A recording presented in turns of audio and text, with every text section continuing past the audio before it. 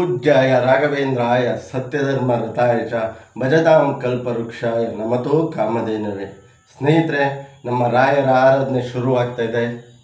ಹಾಗಾಗಿ ನಿಮ್ಮೆಲ್ಲರಿಗೂ ಈ ಚಿಕ್ಕ ಭಕ್ತನ ಒಂದು ಕರೆಯೋಲೆ.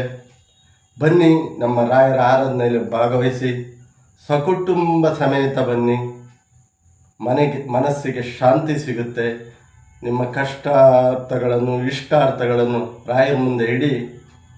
ರಾಯರಿಗೆ ಕೈಲಾದಷ್ಟು ಪ್ರದಕ್ಷಿಣೆ ಮಾಡಿ, ಸೇವೆ ಮಾಡಿ, ಒಳ್ಳೆ ಮನಸ್ಸು ಇಟ್ಕೊಂಡು ಬನ್ನಿ ರಾಯರ ಹತ್ರ. ಯಾವುದೇ ಒಂದು ಇನ್ನೊಬ್ರಿಗೆ ಕೆಟ್ಟದಾಗಲಿ ಇನ್ನೊಬ್ರಿಗೆ ಅದಾಗಲಿ ಅನ್ನೋ ಇಟ್ಕೊಂಡು ಬರೋಕ್ಕೆ ಹೋಗ್ಬೇಡಿ.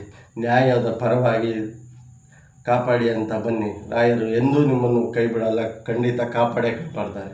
ಹಾಗಾಗಿ ನಿಮ್ಮೆಲ್ಲರಿಗೂ 355ನೇ ನಮ್ಮ ರಾಯರ ಆರಾಧನೆ ಬರ್ತಾಯಿದೆ.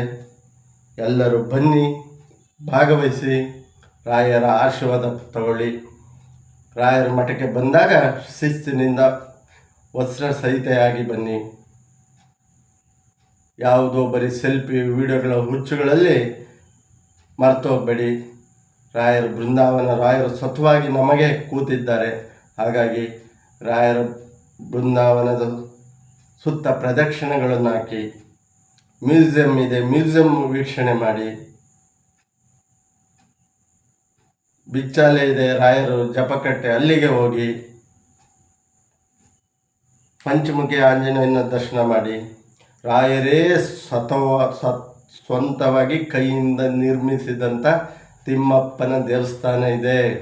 ಹಾಗೆ ಮಂತ್ರಾಲಯಕ್ಕೆ ಹೋದಂಥವರು ಪ್ರತಿಯೊಬ್ಬರು ತಿಮ್ಮಪ್ಪನ ದೇವಸ್ಥಾನಕ್ಕೆ ಭೇಟಿ ನೀಡಿ ತಿಮ್ಮಪ್ಪನ ಆಶೀರ್ವಾದ ಪಡೆಯಿರಿ.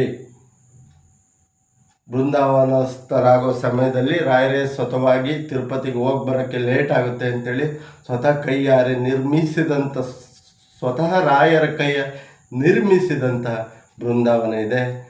ಅದನ್ನೆಲ್ಲ ವೀಕ್ಷಣೆ ಮಾಡಿ, ಭಗವಂತನ ಆಶೀರ್ವಾದ ತಗೊಳ್ಳಿ. ಹಲವಾರು ರಾಯರಿಗೆ ಸಂಬಂಧಪಟ್ಟ ಪ್ಲೇಸ್ ಇದೆ, ಅವನ್ನೆಲ್ಲ ನೋಡಿ.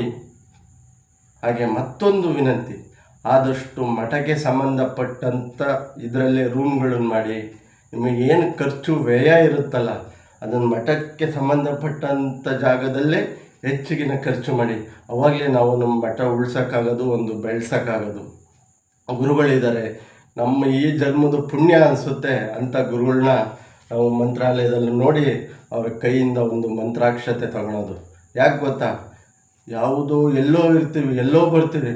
ಅದ್ರ ಭಕ್ತಾದಿಗಳಿಗೆ ಹೆಚ್ಚಿನ ರೀತಿ ಸೌಕರ್ಯ, ಕುಡಿಯೋ ನೀರಿಂದಾಗಲಿ, ಊಟದ ಪ್ರಸಾದದ ವ್ಯವಸ್ಥೆ ಆಗಲಿ, ರೂಮಿನ ವ್ಯವಸ್ಥೆಗಳಾಗಲಿ, ಎಲ್ಲ ರೀತಿ ವ್ಯವಸ್ಥೆಗಳಿದೆ. ಹಾಗಾಗಿ ಭಕ್ತಾದಿಗಳು ಸದ್ಭಕ್ತಿಯಿಂದ ಬಳಸ್ಕೊಳ್ಳಿ. ಅಂಥ ಗುರುಗಳನ್ನು ಪಡೆದ ಪುಣ್ಯ ನಾವು. ಹಾಗಾಗಿ ಗುರುಗಳ ಆಶೀರ್ವಾದ ತಗೊಳ್ಳಿ. ಎಲ್ಲ ಸದ್ಭಕ್ತಿಯಿಂದ ಬಂದು ರಾಯರ ಆರಾಧನೆ ಭಾಗವಹಿಸಿ ನಿಮ್ಮ ಜೀವನವನ್ನು ಪಾವನ ಮಾಡ್ಕೊಳ್ಳಿ ಅಂತ ಹೇಳ್ತಾ ಇಲ್ಲಿಗೆ ವಿಡಿಯೋ ಮುಗಿಸ್ತಾ ಇದ್ದೀನಿ. ಪದ ಬಳಕೆಯಲ್ಲಿ ಏನಾದರೂ ತಪ್ಪಿದ್ದು ದಯವಿಟ್ಟು ಕ್ಷಮಿಸಿ, ಹರಸಿ, ಕಾಪಾಡಿ. ಜೈ ಶ್ರೀರಾಮ್, ಜೈ ಜಗನ್ನಾಥ್, ಜೈ ಸಂಗೊಳ್ಳಿ, ಜೈ ಭೀಮ್. ರಾಯರಿದ್ದಾರೆ, ರಾಯರಿದ್ದಾರೆ, ರಾಯರಿದ್ದಾರೆ.